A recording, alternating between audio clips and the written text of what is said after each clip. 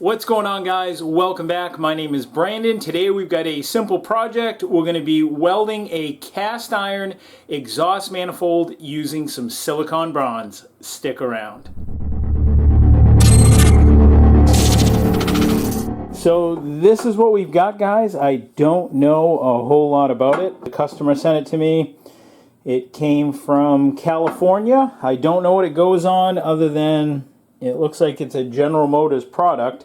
If you guys know what this fits, go ahead and let me know down in the video description. But what I can tell you about it, the customer sent this out to a company to get ceramic coated. That company sandblasted it, and they've noticed this crack in that process. They sent it back to the customer that lives in California. That customer reached out to me asking me if I could fix this. Some of this old cast iron can be really hard to fix. Some of it can't be fixed. So we're going to find out today, and we're going to talk a lot about repairing cast iron. These are some of the tools that we're going to need, and with cast iron, preparation is the key. You need to have everything set up before you start welding. So as you can see, I've got a bucket of sand. I've even got it laid off to the side here because this manifold's going to go down in there after it's welded.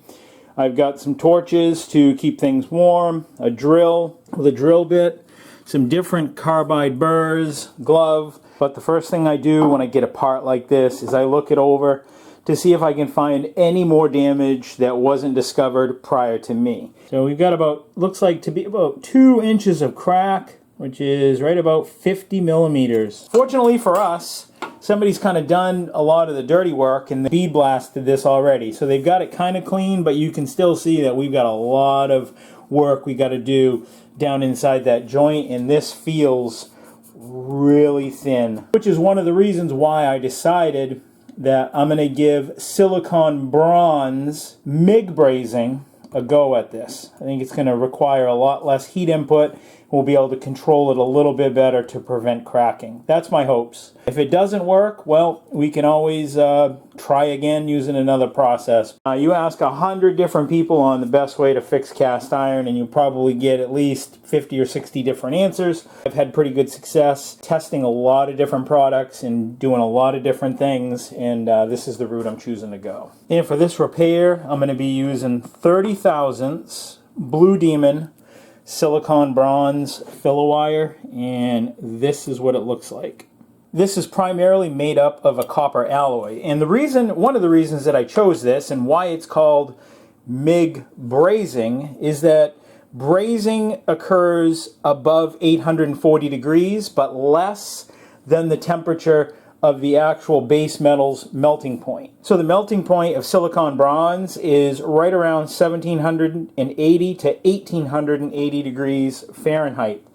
Cast iron melts at around 2200 degrees Fahrenheit. As opposed to, let's say we were oxy-fuel brazing, that's right around 1710 degrees. So you're only talking about a 100-degree difference in melting point from a regular brazing job to a silicon bronze job. And this should be a good filler because the temperatures to melt this rod are higher than the exhaust temperatures that this manifold is going to be running at, but it's less than the temperature that it takes to melt the cast iron. Our goal is to not weld or melt the base metal. We want to just weld or melt the filler material in there. This wire has roughly a 50 to 55,000 tensile strength when we're done, so it's definitely strong. So the next thing we got to do, guys, is we have to prep this joint, and we'll talk more about it as we go. So after a visual examination, I'm now going to drill a hole right at the very end, right there,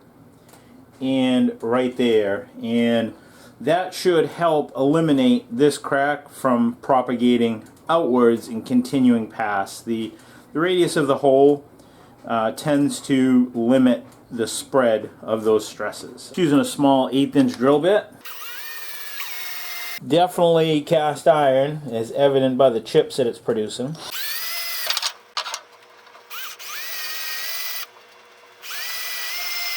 Wow, this is super thin material. It can make for a hard repair.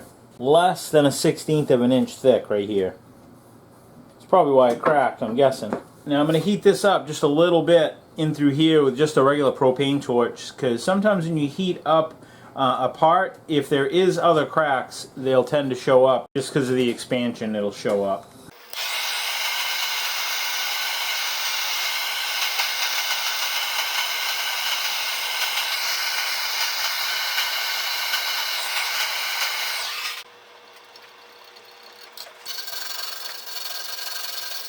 Yeah, we've drilled beyond it, guys. Got real lucky that they've already bead blasted this, so super clean the part.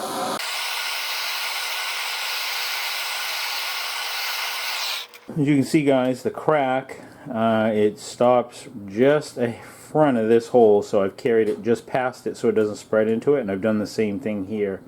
It actually looks like it might have just barely touched the edge of the hole here, so it shouldn't propagate beyond that. So the next thing we got to do is we got to V this out, because the customer asked if we could grind this down best we can to give a smooth finish on it without a big bubblegum weld, and I told him that we would do that. So in order to do that, we got to grind this down.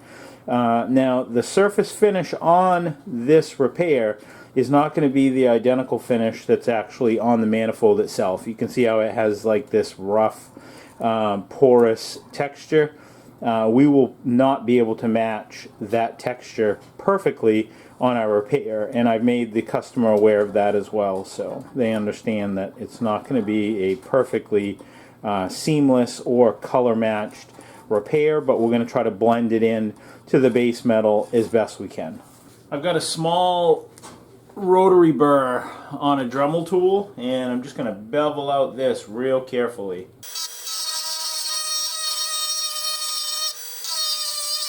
I'll go with a bigger one after a little while, but I just want to get a trough started so I can follow right on top of the crack.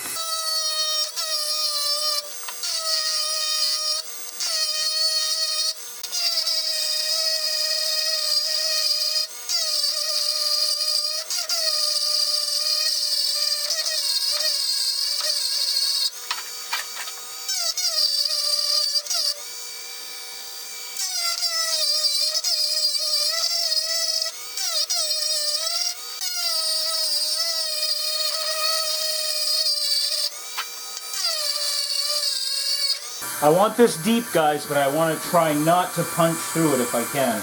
Remember, this material is super thin right here. I've got this about as deep as I can go without punching through.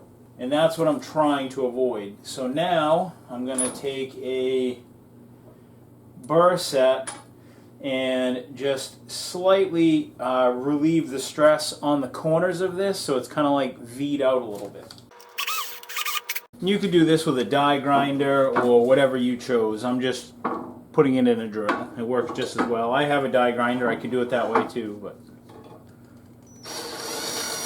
all I'm trying to do is just knock off this sharp edge right here, just to help relieve a little bit of the stress. So that'll kind of be more like a V versus just a sharp trough that I've put in there.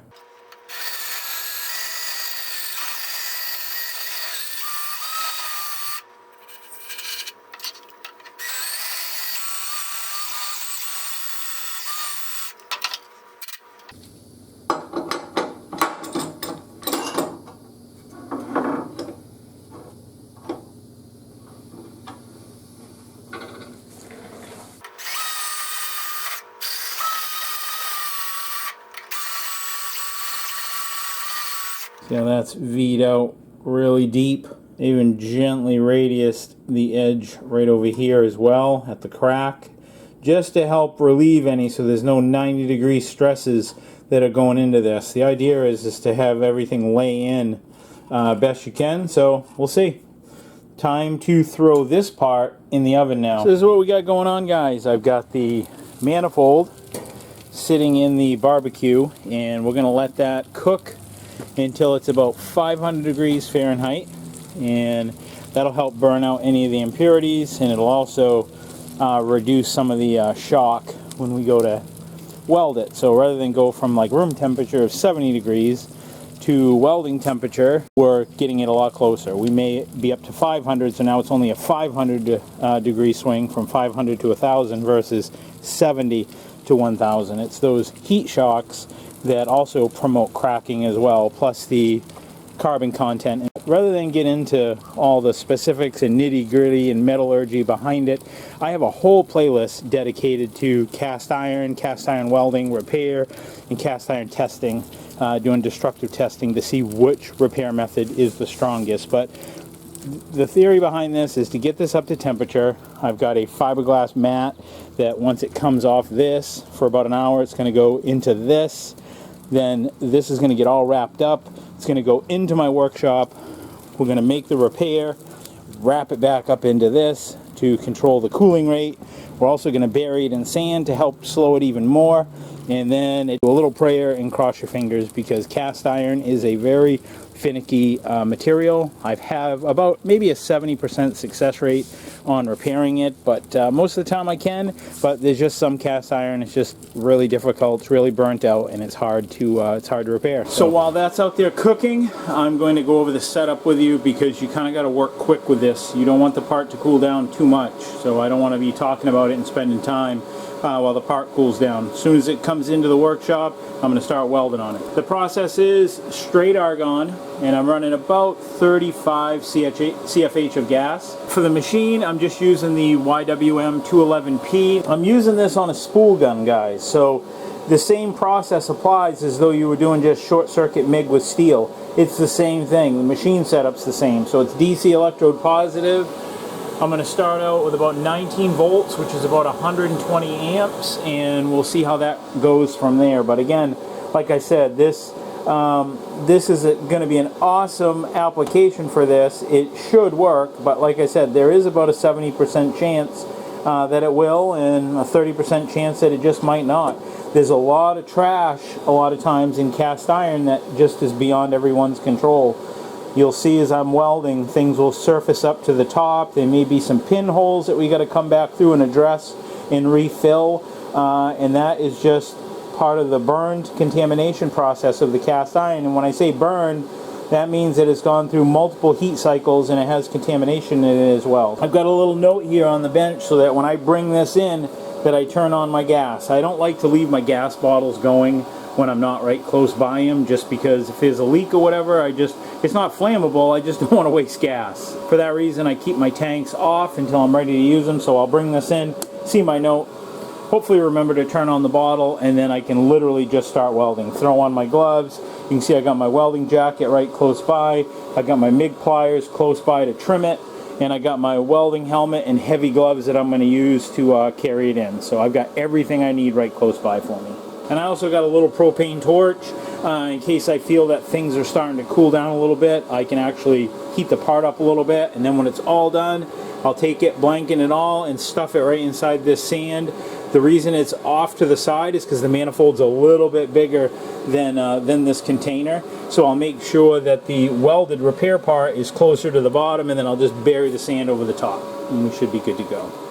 Then we'll come back several hours later. It's going to be super hot for a really long time because it's insulated here in this blanket and the sand. And then hopefully, fingers crossed, it's going to be a good repair. Because if it's going to crack, we'll know it right off. Generally, you know whether the repair worked or whether it didn't. It is hot. You can actually see it's actually changed the color of the manifold because it hasn't been heated up since it had been bead blasted at the factory that it was sent off to get coated. So let's get this off and get it wrapped up in the blanket. I'm probably going to be in the way a little bit, guys, but bear with me.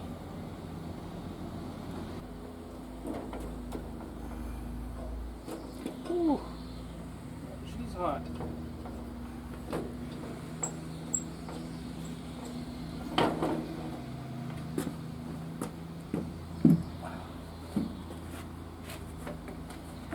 Alright, let's get this in the workshop. Alright guys, here we go. Got my ground hooked up to the end. Now we're just going to start putting the weld to it in little short beads, about 1 inch at a time.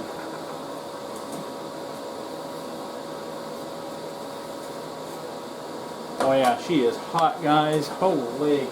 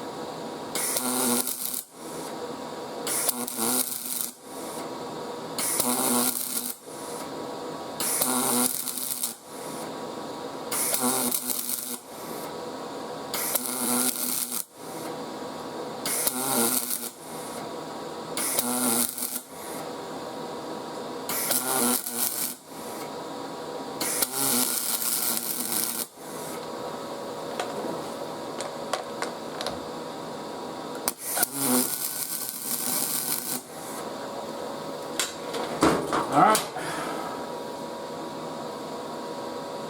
That's it, guys. In the bucket it goes.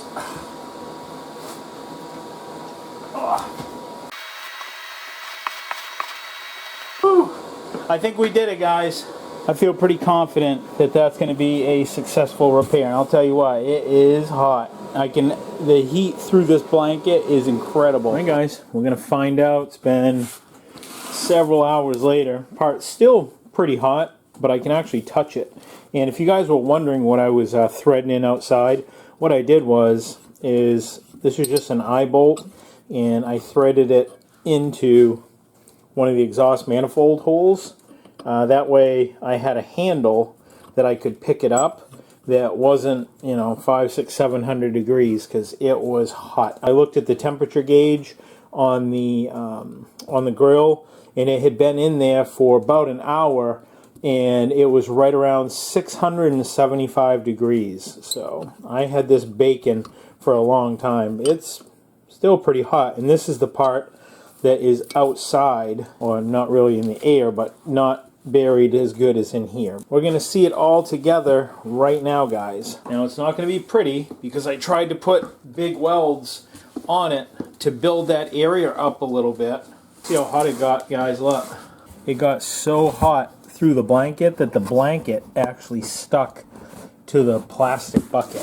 This part was scalding hot, but it should yield a pretty nice repair. So, and I made sure to put a little bit of sand underneath this so that it wouldn't fuse itself to the bottom of the bucket. So, like I said, it's going to be a big weld. I tried to build that area up best I could. It's not a beauty contest, it just needs to work.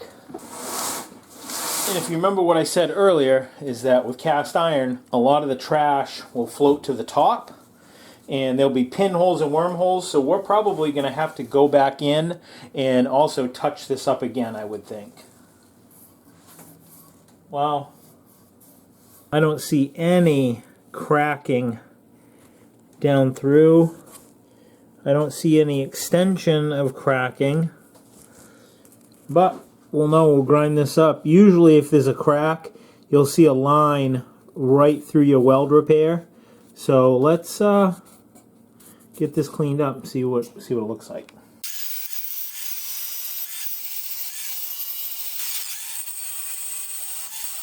Alright, guys, this was a successful repair. It worked. We got one little pinhole right here, and that's where I think my weld sunk on my first weld, where it was really thin. You can see through the back. I'll shine you in there. We got full penetration all the way through. If you look right in here, guys, you can see that that's a successful repair. It's got bleed through all the way through, meaning that we definitely got it hot enough and we had just enough penetration without blowing through, but it bleed through. Then this little area right here, that's not a problem. You won't have to heat this back up because this has already been what you could say is called buttered, meaning we've already put a layer of material that's already fused in, and it's already worked into this. So all we got to do is just basically prep this, make sure it's clean, and just basically just squeeze the trigger real quick, just a little quick, bzz, and then grind it flush, and we'll be good. We'll get this all cleaned up, and we'll get it shipped back to the customers.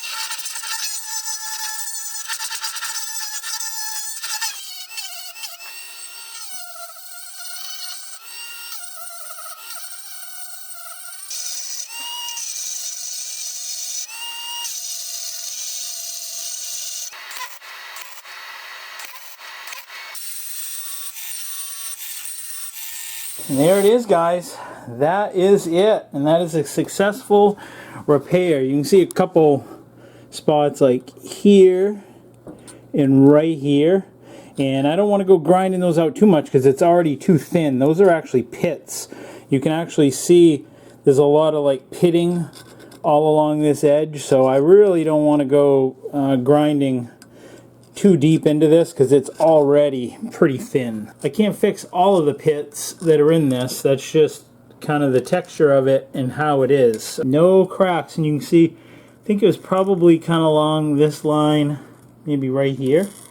I added a little bit more material to there, so it's a little bit thicker than it was. And that's all there is to it. I want to thank you guys for watching. Thank you guys for tuning in. There's new videos every Friday, so be sure to tune in, like, comment, subscribe, and share. And if you guys want to know more about repairing cast iron, I'll have a link down below and up above to my playlist. There's all kinds of information, but I am going to share one little valuable tip with you guys, in that using silicon bronze as a repair metal for broken cast iron to date has tested out to be the strongest repair method that I've ever tested out of any filler metal. It yields a strength of about that almost of unbroken cast iron, so the repair is almost as good as the cast iron was initially when it was casted. But again, guys, this is a little bit more in depth to go into for this video. I didn't want to get too in depth. If you guys want to know more about it, just check that playlist.